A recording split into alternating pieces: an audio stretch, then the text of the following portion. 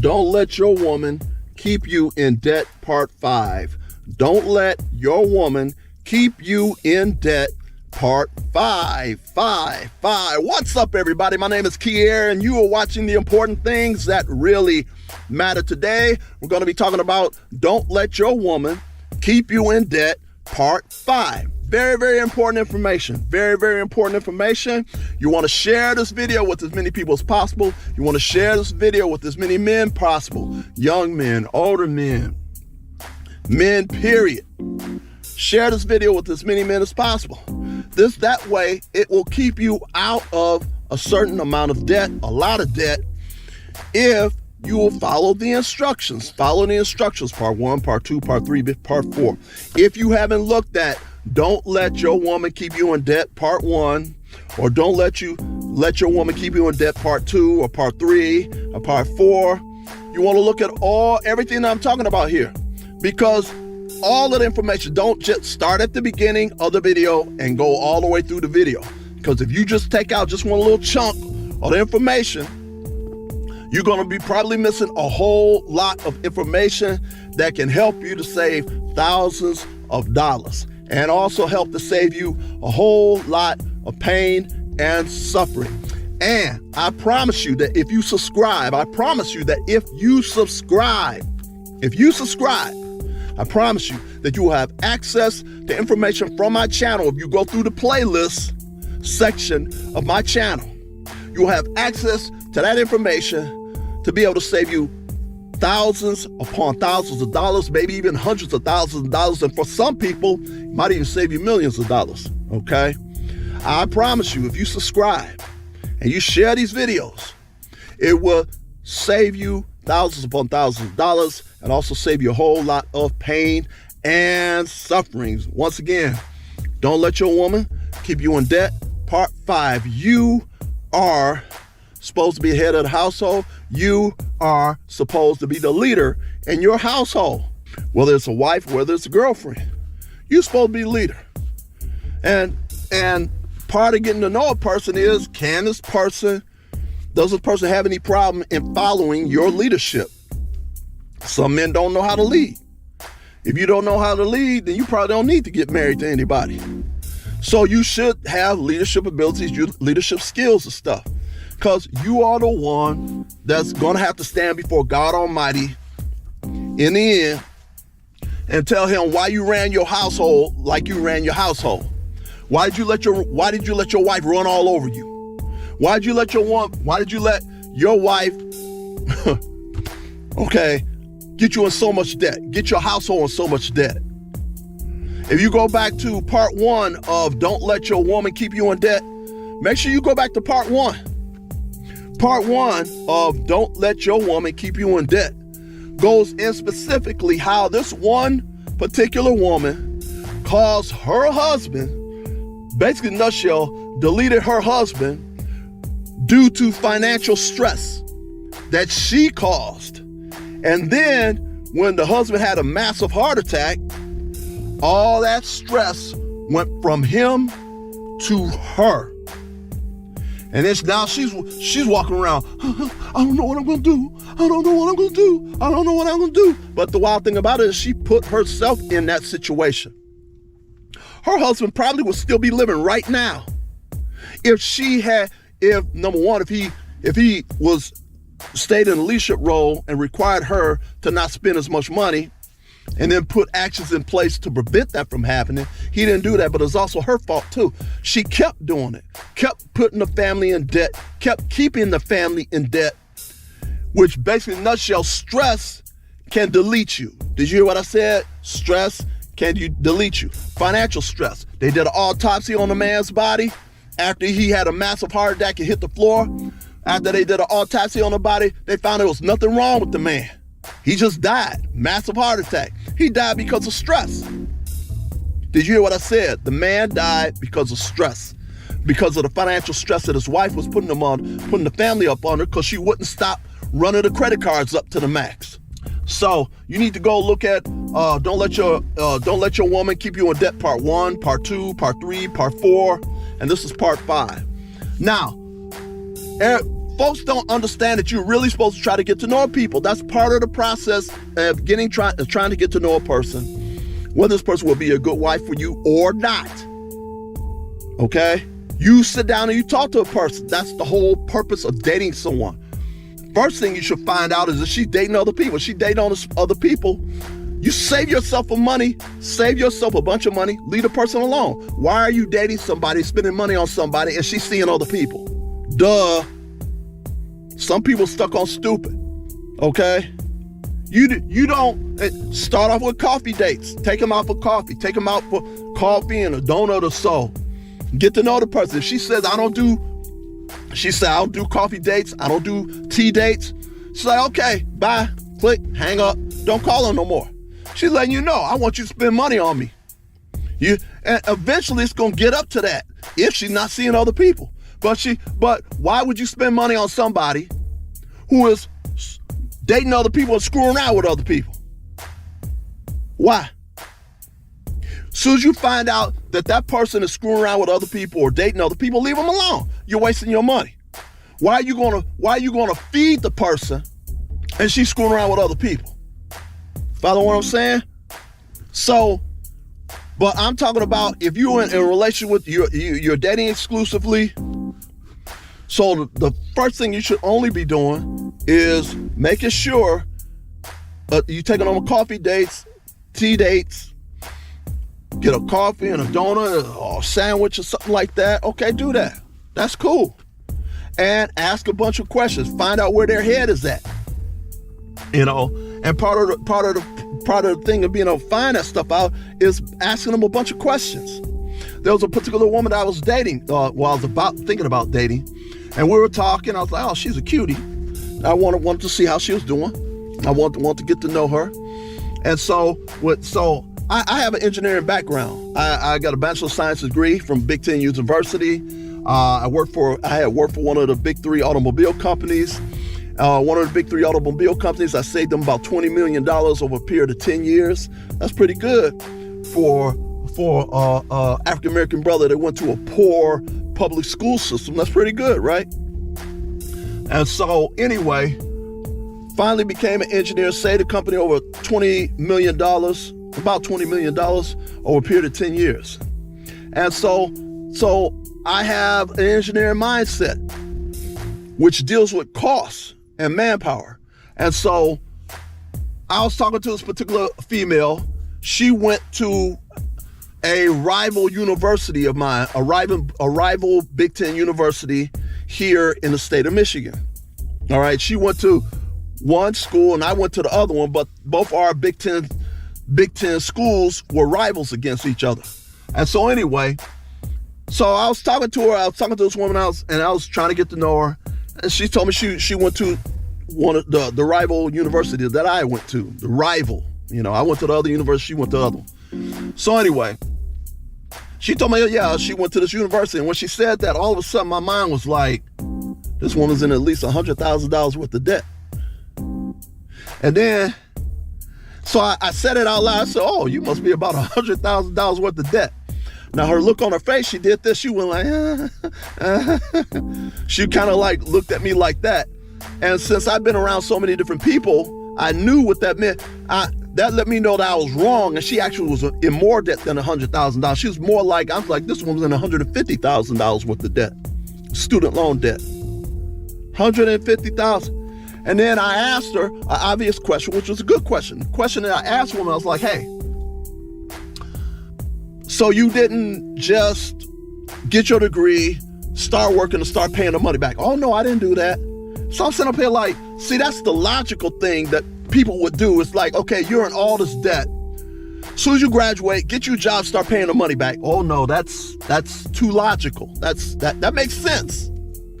Okay? So instead of her doing what most men would have did, which being get your degree, get out there, start making money, start paying his money back. Student loan money. So instead of her doing that, she went and got a master's degree, which put her in another $50,000 worth of debt. So now I didn't calculate it just by having a conversation with this woman, that this woman's about $200,000, at least $200,000 of student loan debt from going to the 2 universities that she went to. Okay? So I'm sitting up here like, wow, this woman is in that much debt. And so I didn't tell her what I'm calculating in my head while she's talking. I only said you're in at least $100,000 worth of debt. But after she told me she went after her master's degree, I'm like, oh, she's in about $200,000 worth of debt or more. So as a man, you got these are questions that you should be asking. You should be trying to find out what school or so, and sometimes you can figure out this stuff your own self. You can literally figure out how much debt the woman is in, student loan debts, based upon how much schooling she didn't have.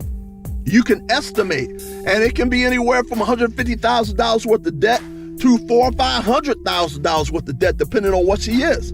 If she's a doctor, she might be. If the woman that you dating is a doctor, that woman might be in $500,000 worth of debt.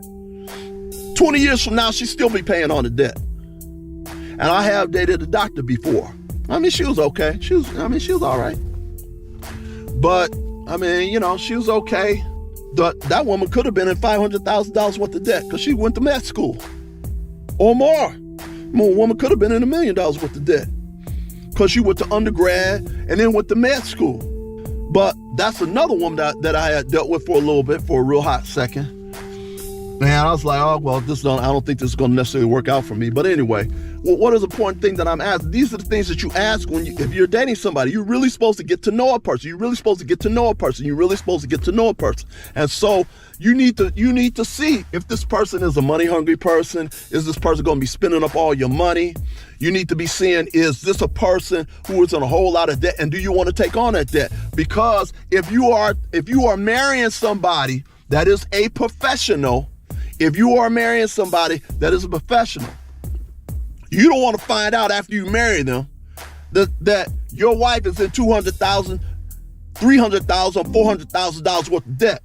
And she looking at you to pay her debt. We're married now. We're married. So my debt is your debt. No, it's not. That's why you need to ask a lot of questions. Ask a lot of questions to find out how much debt she's in. If she don't come right out and tell you, you can almost guess how much debt the person is in. Okay, just like I did.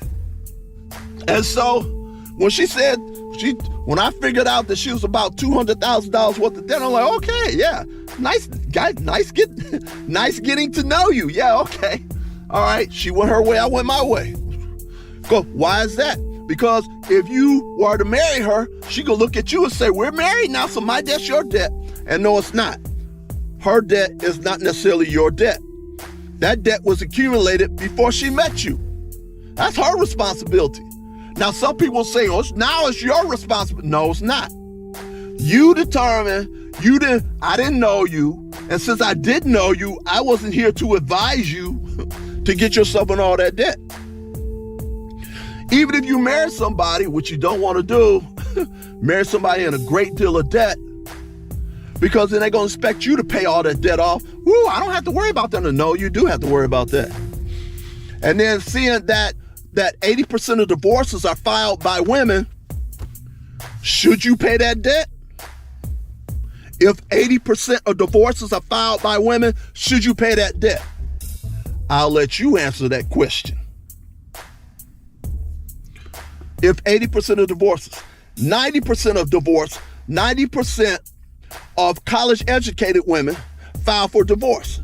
Let me say that again in case you didn't hear that. If you're dating a professional woman, she's got her degree, it is estimated that 90% of women, air quotes, 90% of women with college degrees, 90%, which is almost 100%, 90% of those women will file for divorce. Everything could be going right. She may have just married you so that she could divorce you and take half your money so she can pay down some of the debt. She may have. If you don't believe me that people don't do that, ask Mr. Tyrese. There is a particular artist. I don't think that man was married 2 years before his wife divorced him. How you going to determine? And Ask him. Ask him. Ask Dr. Dre how much money was taken. All I want you to do, and I'm not going to say nothing against them or anybody else. I'm just going to say, go do some research into what happened with Tyrese. Go on YouTube and look up some of the YouTube videos. He'll explain everything that happened to him. Go look at some of the videos as to what happened to Dr. Dre. Now, like I said, and I'll let you make a determination if you need to be concerned about the type of person that you're dealing with. So you need to talk to a person and talk to them over and over again to find out where their head is at in terms of spending. If you find out you with somebody who thinks you should be getting them a $5,000 bag, $5,000 purse, why would you spend $5,000 for a purse? Please tell me, why would you spend $5,000 for a purse? A purse. When you get a beautiful purse for $200-$300. Beautiful, well-built purse. You get you a nice Coach purse for $200 or $300 or less, especially depending on what time of the year you get it. If you with somebody that's in the social media and they talking about all this money and they expect you to spend a whole lot of money, they expecting you to pay their car note and pay their house note and let them go. They're not gonna try to help. They're not gonna try to help you. They're gonna keep you in debt. If you go back and listen to the first video, don't let your woman keep you in debt.